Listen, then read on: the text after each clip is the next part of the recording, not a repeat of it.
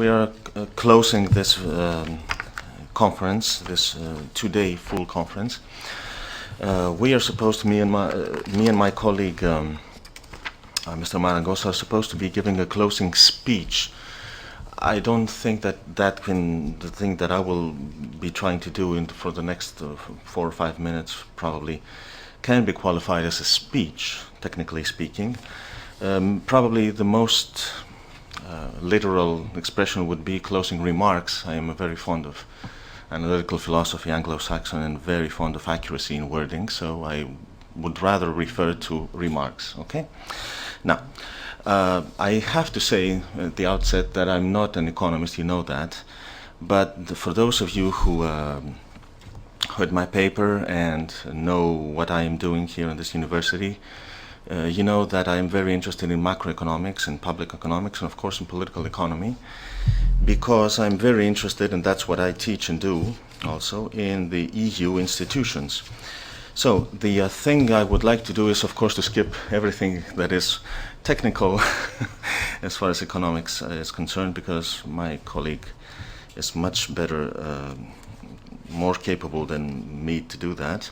I would like to focus on some thoughts I had, combining, if I may, the excellent presentation by Mr. Pitelis that interested me quite a lot today. Of course, also the very important presentation by Professor Schneider, who unfortunately had to leave and he's no longer here with us, on shadow economies in Greece yesterday, the two key note speakers, and some ideas I had and I tried to develop in the first session on budgetary crisis management, and especially in the context of the EU.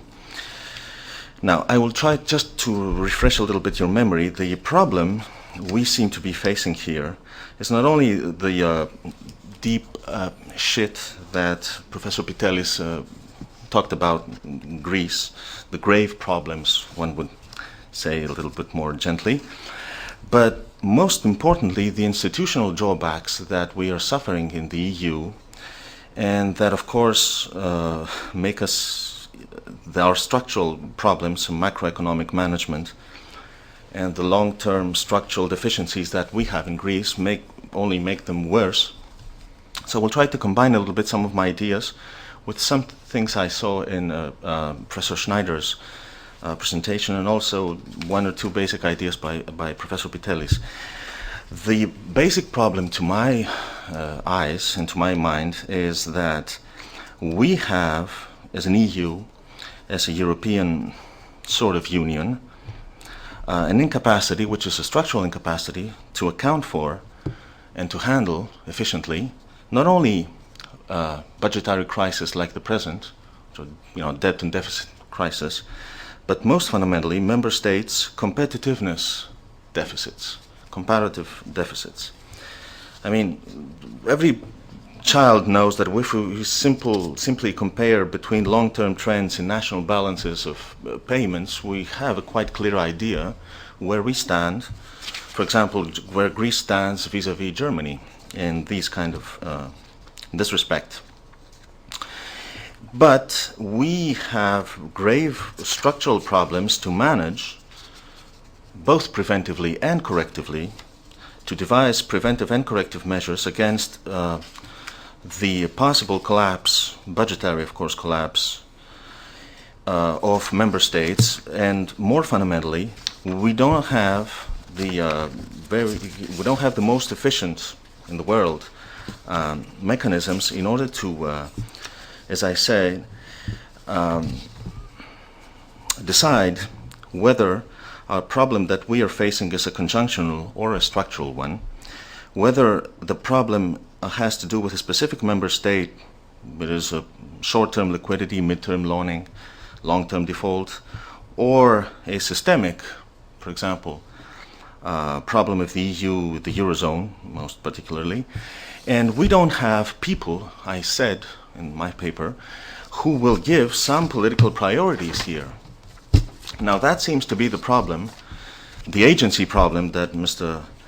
Pitelis told us about. There is really no hierarchy of agencies here. in our context, because as we understood, we have grave problems of sustainability of our, for example, in Greece, of sustainability of our economic and of course also social and environmental policies. We do have phenomena of kleptocracy, as very well referred. We do have phenomena of corruption, lawlessness, anomie, regulatory capture by monopolistic groups. We do know them in this society, and we don't have any tools in the EU to help us get rid of these problems. That is my basic conclusion here. And not only do we not have these, but as Professor Pitelis very well said, there is no, there's a problem of coordination, there's a problem of comparative assessment of systemic financial risks, and there's no central, let's say, rational authority that might probably be there in a federal system that we don't have in the EU, to make us get rid of these problems, to make us understand the problems, to account for them, and then to get rid of them in the least possible cost. Now, taking up what Professor Schneider says, very interesting things, I will focus a little bit on his theoretical considerations about the shadow economy, which is his topic, and our topic too, in our research project that we have with him. He tries to specify the institutional factors underlying the main causes, if you want, underlying the shadow economy. So I will just read 2 or 3 of them, if you will, and then try to combine that with what I just said.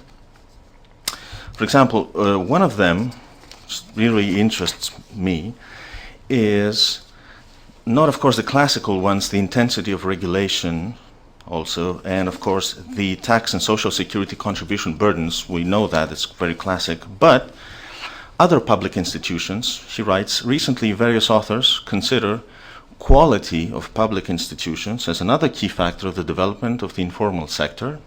And he proceeds by saying, in particular, corruption of bureaucracy and government officials is associated with larger unofficial, meaning shadow, activities, while a good rule of law, by securing, for example, property rights, contract enforceability, and so on, increases the benefits of being formal, of not being, shadow economy.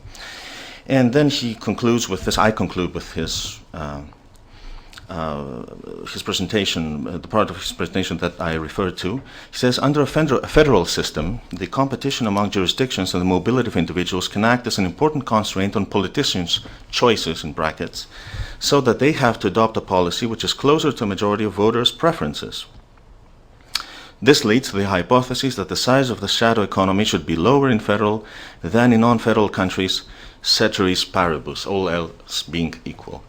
Now, I think all of these things fit very nicely, and which means I'm trying to conclude, our structural incapacity as European Union to account for and to handle the comparative competitiveness deficits we have, for example, between Germany, as the main European exporting force, Germany's Eurozone partners, and the ECB, which has, as we all know, its principal statutory objective, the maintenance of price stability, anti-inflation, the fear of inflation.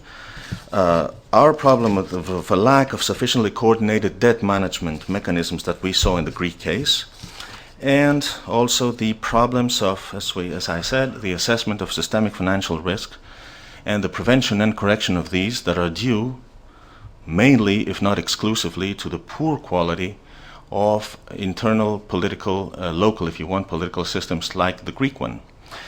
So I wanted to give you these ideas. I think that all of these fit together. Shadow economy, the constraints on sustainability Professor Pitelis talked about, and the RIKIF agency, the agency problem, and of course the EU problem and the Greek problem in the EU problem that we are living today. Thanks a lot.